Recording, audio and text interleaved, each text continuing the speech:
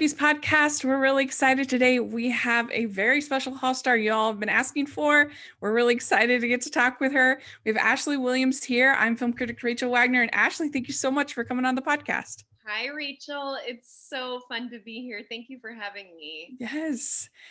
So what we've been doing these last few interviews is we've been asking our guests to tell us, how have you been handling this crazy time with this quarantine? Have you been doing any puzzles or quarantine baking or anything like that? How's it been for you? The puzzle has been purely sort of like a metaphorical catastrophe for, me trying to get my brain around the whole world.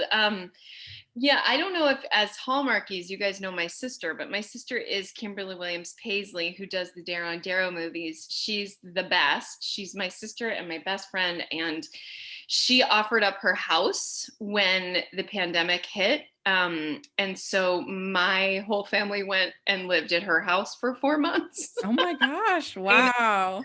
Yeah. We're so grateful to her. And I was in the middle of shooting a movie up here in Vancouver. I'm in Vancouver right now, and I was here shooting a movie in March when we shut down. So I went to Kim's house for a few months, and then we came back here in June. And I've been here ever since. So the part of the quarantine when I was isolated, there was definitely not any sort of like recreational. I have 2 tiny children. Yeah. So it was really just about trying to keep them alive. Yeah. And they're boys. So by that, I mean, trying to keep them not killing each other and me. And themselves. And they're little, like three and 5 at the time. Yeah. Now 3 and 6, but they're little and they are feral. So it was a big job. There was every time all my friends were like, oh my God, Netflix all day and drinking wine, I would be like, I need to get off of the phone with you right now. This is not healthy for our friendship. I don't want to talk. Unless you're super stressed out, I don't want to talk to you. Like, jealousy is a thing I'm feeling right now. It's not good for our friendship. Yeah. That is really funny.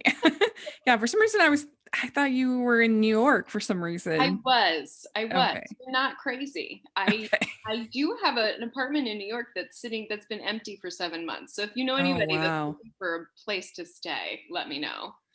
Okay. Yeah. We'll put all the contact just in the description, your Twitter and all that fun stuff. We'll let you know.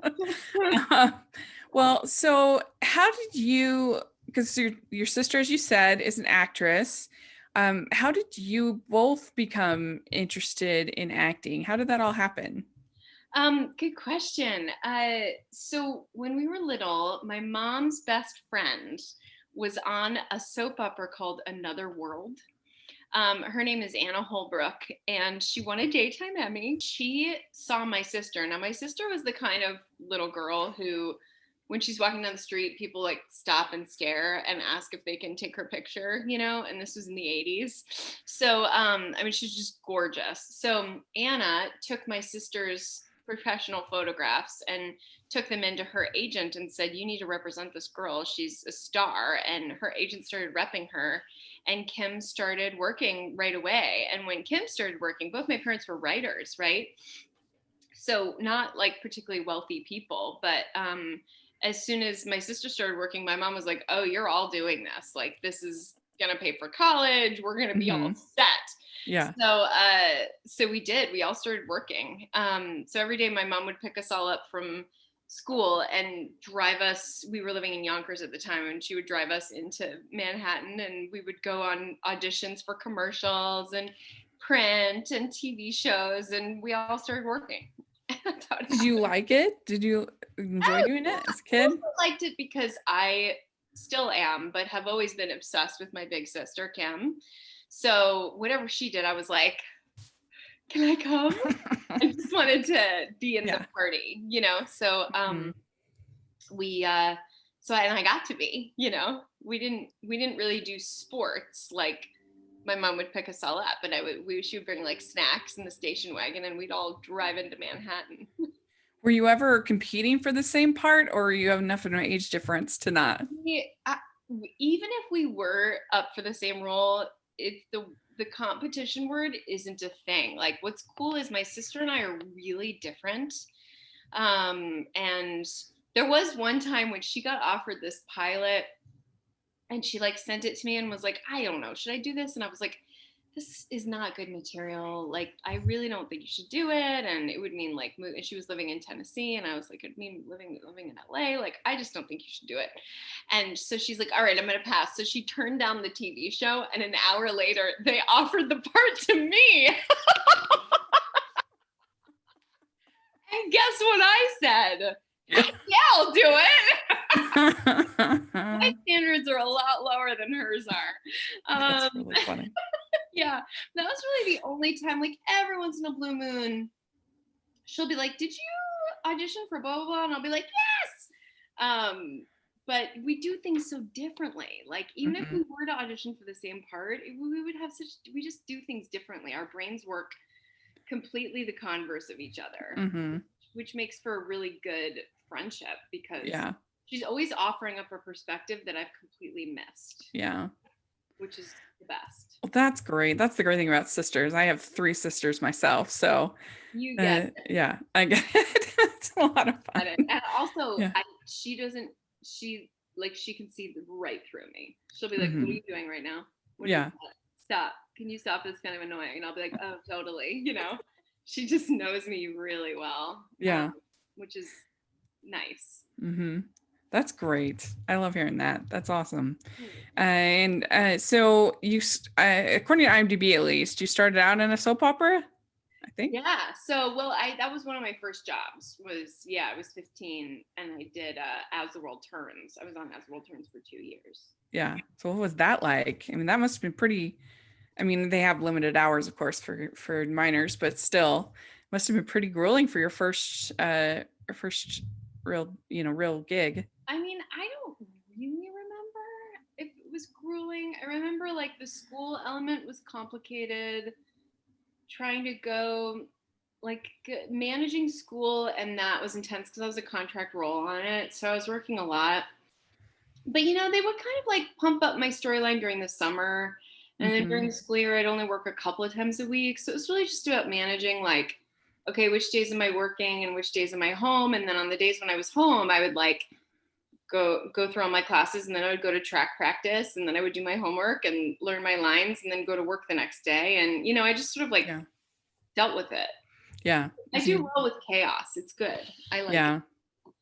As long as I have it on my calendar, that's my key. Exactly. If it's not on the calendar, no hope. No, I will not remember it. Yeah, and if something is not on a list, it doesn't happen. Yeah. So it's like people call me with a request or whatever, and I'm like, you're gonna have to send me an email, because if I don't have an email, it doesn't go on a list, and then it doesn't happen. That's right. I'm the same. Yeah. So you probably get a little tired of talking about How I Met Your Mother, but so I was a huge fan of the show. I hated the ending of the show. Yeah. It was one of the first things that I ever did on YouTube was my like 32-minute near tears response to the ending of How I Met Your Mother. I really hated it. I haven't seen that. Why did you hate it? Tell me. I hated because I felt like they had spent the whole show pretty like solidly defending why they were bad for each other, why Robin and Ted were bad for each other. It was a toxic relationship, and there they end up together. And I was just like, are you kidding me right now? I was so mad. And the fact that they had built up Barney and Robin so well, and that was the whole last season was their wedding. And I'm like, what? I was so mad. But I loved Victoria. And I mean, I would have been a million times happier if he had ended up with Victoria. And I think that most fans agree. Yeah. And they were just so like stuck on, they had filmed that ending in season 2 when they thought the show was going to get canceled. And then so they never let the ending grow with their characters. And I was like, I was so mad. But so I guess all of that, how was it playing Victoria? And do you agree that he should have ended up with Victoria? Well, first of all, that was a dream job on an iconic show. Yeah. And it felt iconic even as I was there at the time. There was an amazing energy on that show where you were just like, oh, these are amazing people, you know? Mm. And just a really fun, easy, watchable, lovely show to sit and be able to be in the audience of as well. Um, so it was a great job for me. And to be honest, I would so much rather be the underdog that like wasn't chosen rather than the one that was chosen that everyone's like, well, I don't like her. This is so much better for me. I would rather lose and have everyone, sticking up for me than the reverse of this. So I was okay not being the mother. I mean, it would have been great for my career. It would have been great publicity. Well, I mean, especially if they were going to kill off the mother and then have surprise, that would be terrible. You wouldn't want to be the one that he goes to after she dies. To be honest, like ever since the pilot, I was like, oh, it's Robin. Like I always thought it was Robin. And then it was about trying to figure out how it wasn't Robin, like, because nothing else ever felt right to me the way Robin did. So to me, that was satisfying. Yeah, because the thing about Ted and Robin is that I don't think that they made each other better. And I think that Barney and Robin made each other better people. And so, in somebody like Victoria, or even can't think of her name all of a sudden, but who Sarah Chalk played, that they made Ted better. The mother made Tracy made Ted better. Yeah, that's what you want in your relationship. And this is not How I Met Your Mother podcast, but the whole the whole point of the show was about how he found his great love, and that made him a better person, right? And so for him to end up with this toxic relationship was just like, oh shoot.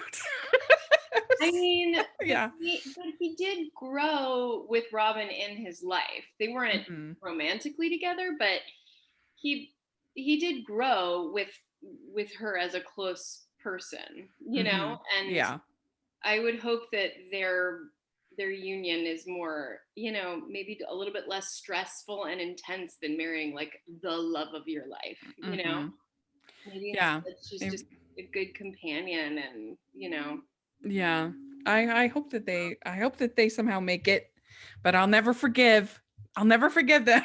Fair enough. The Rotten Tomatoes has spoken.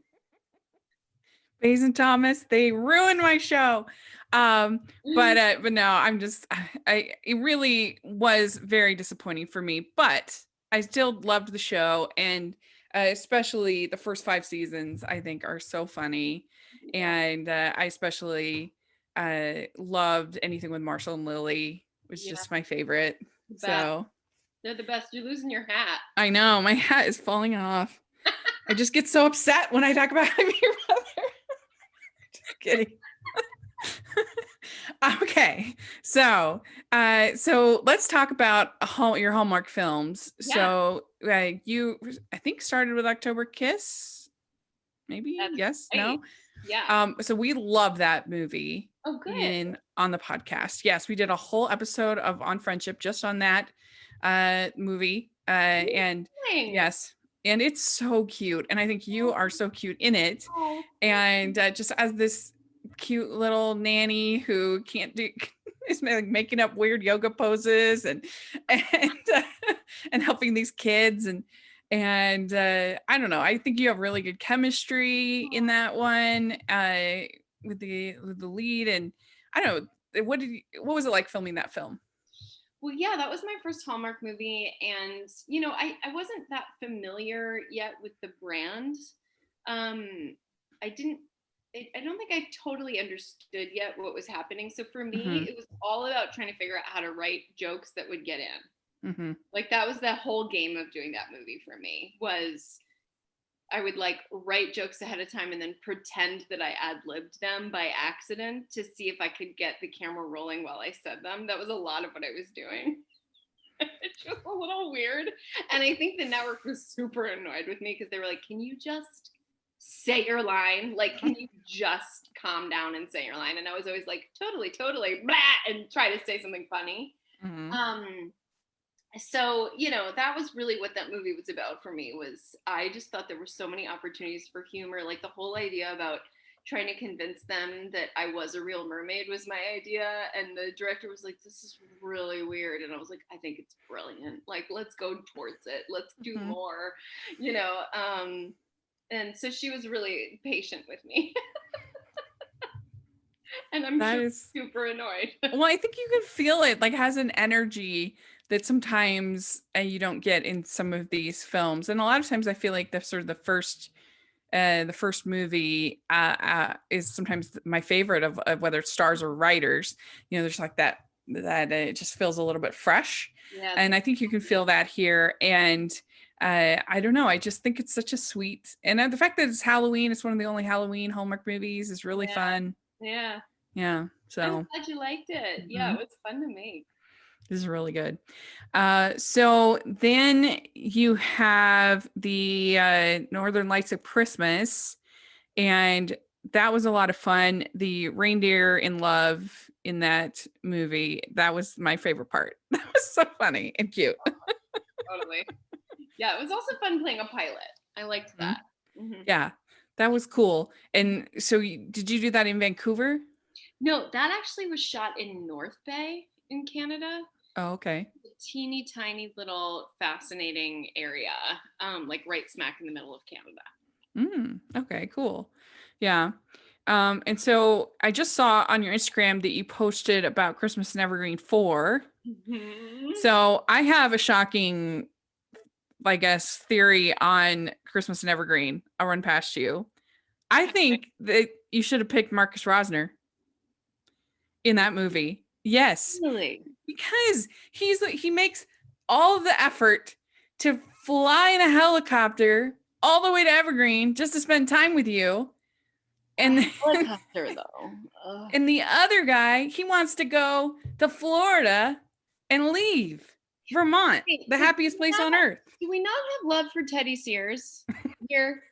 I mean, I like him as a human, but his character in the movie, A little straight, like a well, little. he doesn't even appreciate Vermont Mm. in a Christmas movie. And here you have Marcus Rosner, who, You who, have to who take a second right now and recognize what you're saying. It's so funny. Doesn't even appreciate Vermont. that's right. Yes. And so I think you picked the wrong guy. I really do. I think you should I have picked. love the controversy. Yeah. This is what I've been saying for years. Have you done a 30-minute, YouTube video about No, it? I have not. Well, I'm expecting that next. Okay, I'll do it. Get on it, girl. I mean, I figure we haven't seen Teddy Sears in any of the subsequent films, so there's still chance for you to show up with Marcus in Christmas in Evergreen 5. I married Teddy Sears' character. Marcus Rosner has gone on to way bigger and badder Hallmark movies. He's fine. Yeah. With his little dimples. He's doing just fine. With what, Jen Lilly? Come on. Right. Jen Lilly. Jen Lilly. Yeah. You can't go wrong with that. No. So funny, I actually interviewed Jen Lilly this morning. Oh. So full circle. Yeah. I'd like to take a second and thank our sponsors for this episode of the podcast. They are the good folks over at Care Of, and they've been a sponsor for us for quite a little while, and we're very grateful to them. And they have high quality products, meets personalization. I think that's what makes them special. And all of Care Of's products are formulated with good for you, clean ingredients that are backed by science. And they are super transparent about the research and sourcing behind all of their products. And you get individualized recommendations that come in daily, individual wrapped packets that are perfect for getting back into a routine. We all are sort of struggling with that right now, and you have, even has your name on it. They're very individualized, and the way that they become individualized is they start you off with you taking their 5-minute online quiz. And this quiz, it asks you about your lifestyle, your sort of your belief in vitamins, how you feel about that, your lifestyle, your skepticism, your health concerns, all that stuff are taken into effect. And then you are given with your recommendations for what you should be taking. And that's very, very helpful. And you can adjust your pack at any time. It's like having a one-on-one consultation with a nutritionist, all without leaving your house. And I know when I took the quiz, I was able to narrow down to my sleep needs as being my highest priority. So I was able to get some of the Dream Team on the go quick sticks, and those have melatonin as well as other properties that are good for helping you to sleep. And they've been great. It's a wonderful service that they offer and makes things quick and easy. You can have it delivered. You can have it on a regular basis, or you can individually order your vitamins. Important for all of us right now with fall coming on that we fall back into a healthy routine. As the season changes, it's important to get ahead of taking care of your immune health. It takes about 30 days for your body to adapt to new nutrients. So now is a great time to update your vitamin and wellness routines to help support your immune system this fall. Caregiver's products go beyond vitamins and supplements to include protein powders and boosts to help supplement your workouts as you move indoors in the colder months. So you will really find it helpful. For 50% off your first Care of order, go to takecareof.com, enter code Hallmarkies50. That's new code. So go to takecareof.com, enter code Hallmarkies50. I always just thought that was funny. I'm like, how is man of business? And we're supposed to hate man of business in Hallmark movies. But he literally took a helicopter all the way to Africa just to spend time with you. That's pretty nice. He was desperate. Yeah. It was a helicopter. That's misuse of oil. Oh, I guess. Yeah. It's not environmentally sound. No. I'd be pretty flattered. Get on a train, girl. Get on a train. Yeah, that's right. So we have the fourth one coming up. And so you're actually in this one just for a cameo? Yeah, or I've been in each of the evergreens, but just as a cameo. Mm-hmm. Like just in a little, I just pop in. Yeah. That's fun. I like that. Yeah, it's been so much fun every year, especially because and I posted this on my Instagram too, but I had a 3-month-old when we shot the first evergreen, and I was like a crying mess. I was nursing on set, the entire crew saw my boobs, and I didn't care. I was I'm in survival mode here. Right. And gotta feed your child.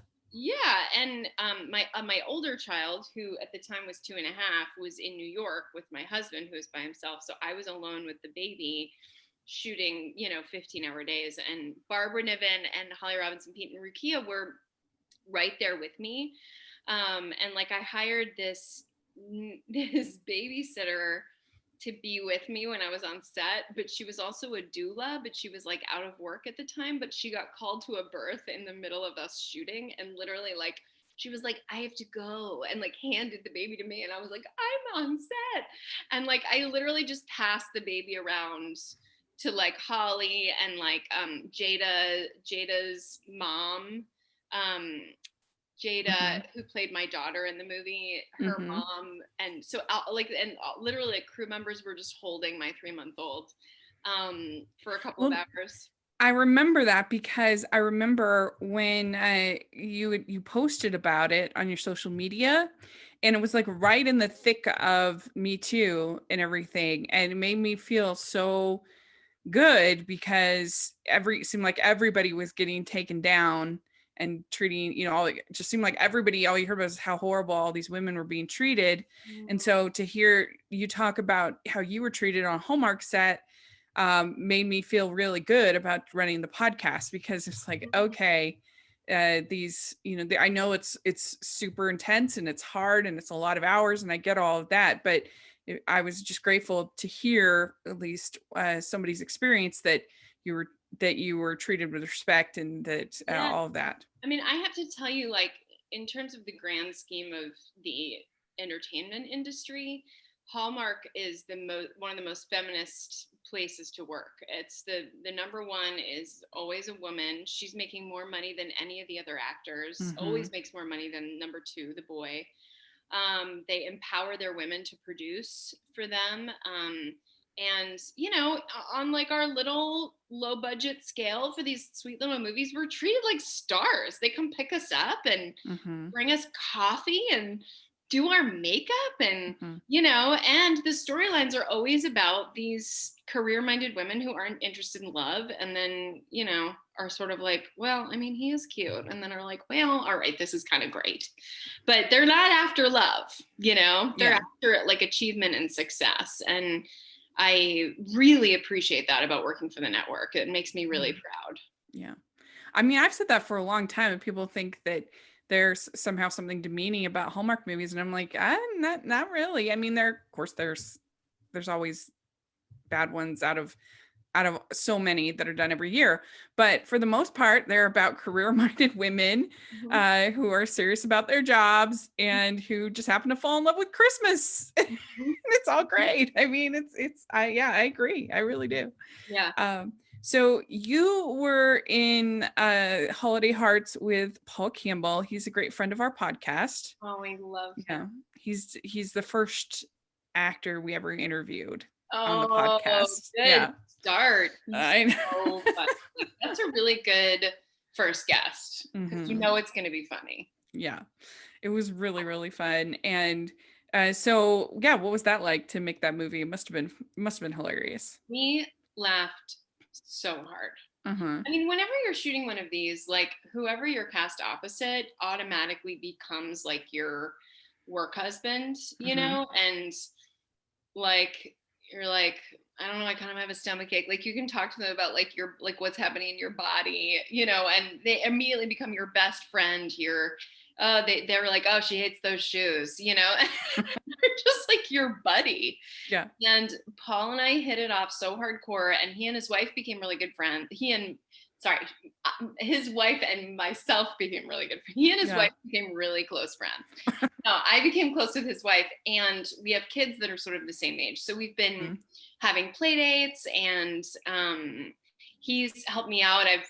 He's just so funny, and he's an amazing writer. He just wrote one of the Christmas movies that's coming out this year, and he's been so helpful with me. Like I'll text him and be like, I need a joke, and he'll write me back. And so he's such a good friend.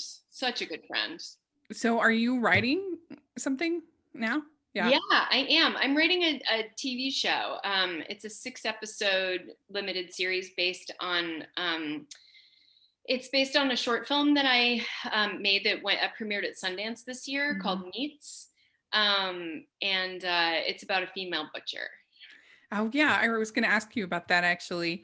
So I being here in Utah, I am a regular Sundance attendee, and so I didn't get to see it at the festival, but I remember hearing about it, that you were there. And did you have a good time at Sundance? I had such a good time, and it was so crazy because it was like a month before the pandemic. So it's kind of a bummer year to have a movie in the festival circuit because we've gotten into like 50 festivals, but they're all online, they're all virtual, and it's amazing, and I'm grateful to be in them, but I really wanted to go like hang out and meet people and find creative partners and take classes and watch Q&As. I was really excited for all that. So I was kind of bummed, but I did get Sundance, which is of all the ones to get, that's a good one. So I had a good time. It will probably be the last time that they have Sundance like that, maybe ever. I mean, this next year, they're doing a 20-city version of Sundance with independent theaters. At least this is what they currently announced. We'll see. There's 20 cities that are all going to be involved. And I don't know what they're going to do as far as, because the theaters are all open here in Utah. But I don't know what they're going to do as far as any kind of festival here, but just compared to what it had been the last, 4 or 5 years, it's not going to be the same, which is a bummer.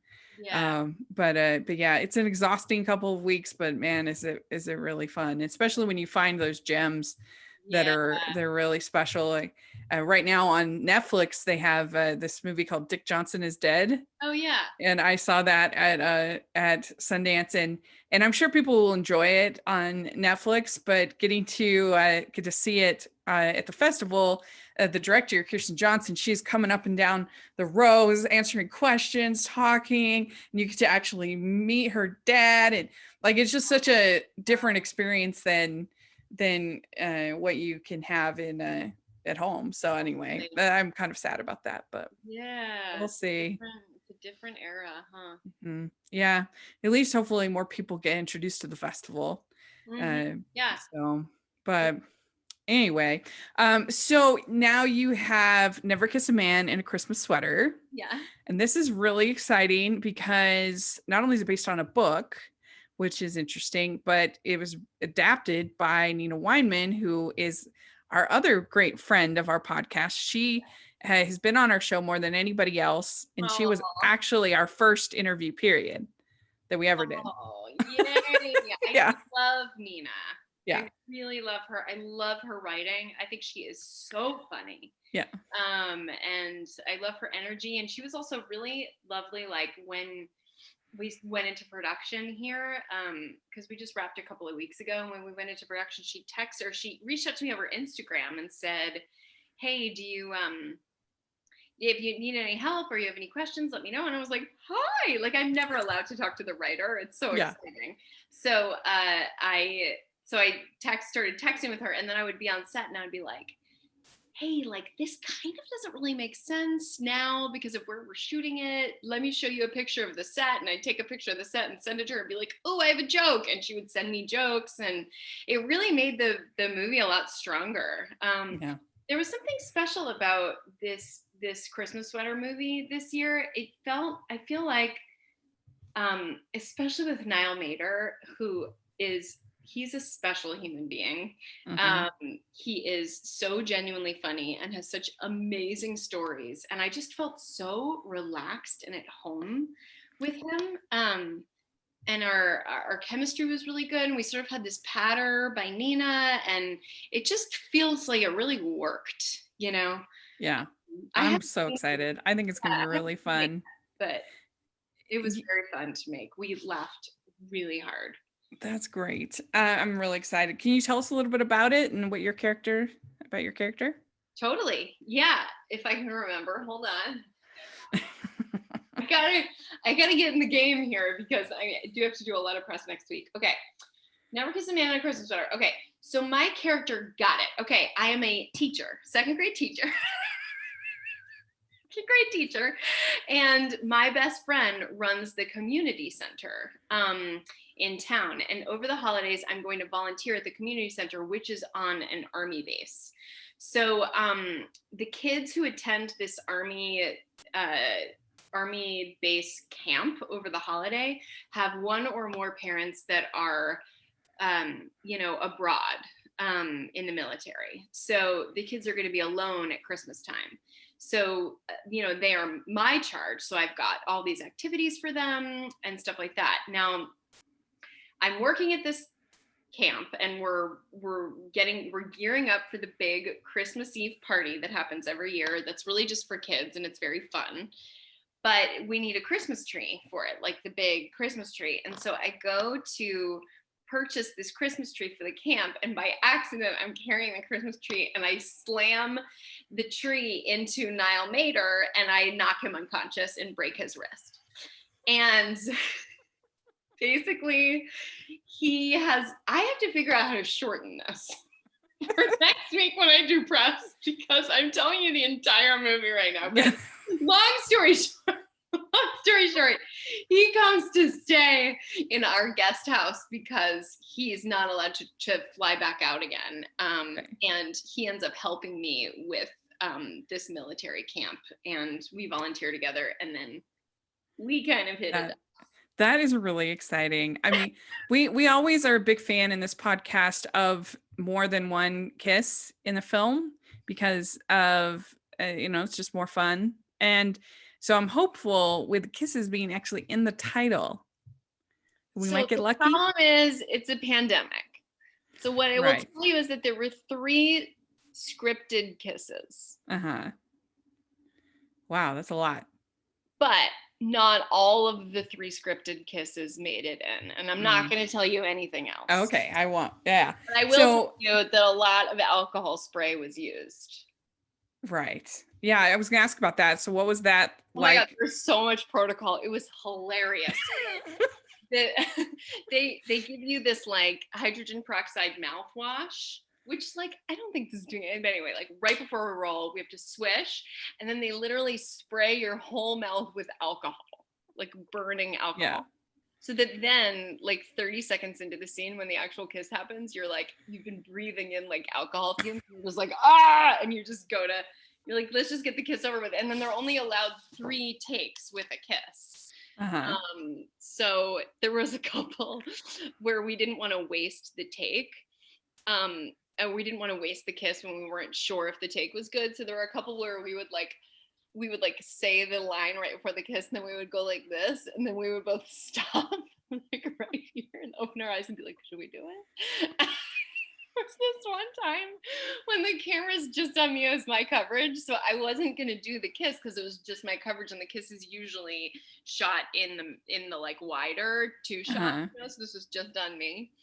So I like say my line and I go like this, and I open my eyes and Niall's like this, and he goes, "What are you doing?" Like, That's so funny. embarrassing and so stupid and funny. I felt like such a moron because it's awkward anyway to be like, I mean, who does this? But like, Right.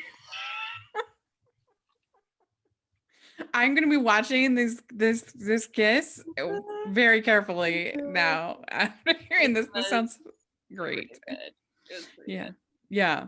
Because last year they had Christmas wishes, mistletoe kisses, and there literally wasn't a single mistletoe kiss in the whole movie. Ooh, that was a misplay. Yeah, that was frustrating. False advertising, I thought. And not fair. Not fair. Yeah. Anyway, so uh, so very good. Well, we're excited. We're looking forward to the film. It's going to be a lot of fun. Well, we like to end our interviews with some fun Christmas questions. Okay. You ready? Okay. First question. What is your favorite holiday drink? Okay. Well, so I really like Bailey's. And I really like Bailey's in the coffee in the morning. I have to be careful because I will fall asleep. That's just when the coffee comes in handy. But Right. I really like that on Christmas morning. Christmas go. night, I like a Manhattan with a cherry. There you go. All right. What is your favorite holiday cookie or treat? There are these things called peanut.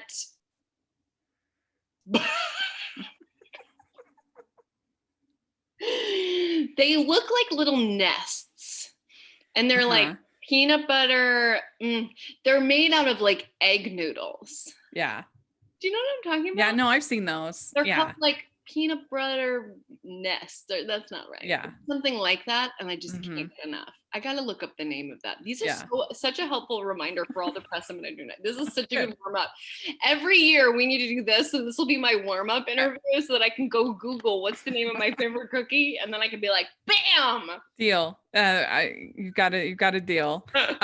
Okay, what's your favorite Christmas song or carol? It's got to be Silent Night. Good one. Okay, what is your favorite classic Christmas movie? Bad Santa. Oh, okay, good. All right. What is your favorite holiday tradition? We decorate Christmas cookies on Christmas Eve morning with my in-laws, and that is very fun. It lasts hours. We put music on, and it starts early because of the kids. And my father-in-law like rolls out the cookie dough, and then we do the cookie cutter stuff, and then the decorations just go on and on and on. And by the time you get to like noon on Christmas Eve, there's been like a jalapeno cookie, and people are using like black pepper and like throwing them out the window at the birds, and everybody's a little drunk, and then everybody takes a nap. You're like practically living in a Hallmark movie. Yeah. Just cookie decorating. Except for the drunkenness. But yeah. It's like that, but drunk. That's Lifetime. Exactly. Okay. Which do you prefer, Scrooge or the Grinch? Scrooge. Okay. Clear lights or colored? Colored. Okay. Would you rather be in a snowball fight or build a snowman? Build a snowman. I don't. Okay. Peace, not war. Okay. Good. All right. Would you consider yourself a good gift wrapper or not? No, negative. Nope. Terrible. Okay, good. For a little while, I was wrapping books at Barnes and Noble, like the freak, and they were like, you can't come back. Yeah. You're terrible at this. It's the thought that counts, right? Yeah. Okay. So since you're in a movie called about Christmas sweaters, so our last question is, what is your ugliest Christmas sweater? Do you have one? Yeah, my sister and I made one ugly Christmas sweater a couple of years ago that was a picture of a reindeer, and I did it with like this red fabric paint, and I drew the reindeer, and then I drew little red clouds coming out of its butt, and I wrote poof. So stupid. It's a fart joke in a sweater. I mean, You can't go wrong. That's legendary. You should try to work that into a Hallmark movie.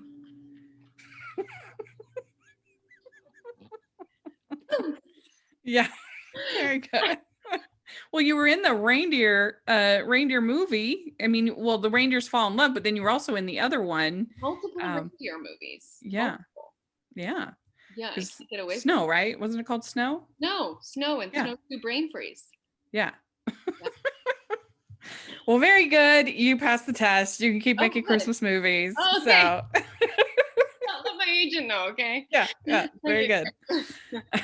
Well, thank you so much. This was so much fun. It was everything we all hoped it would be. You're hilarious and so fun. So thank you so much for coming on and doing this. Really appreciate it. Anytime. I'm here. I'm not doing anything. All right, great. So do you have social media you'd like to share? Oh, sure, yeah. I'm Ashley Williams and Company on Instagram. Okay, great. We'll have that down in the description. People can follow you. And thanks again. And hope you have a very Merry Christmas. Thank you so much. Have a good day. You and your whole family. Okay, thanks.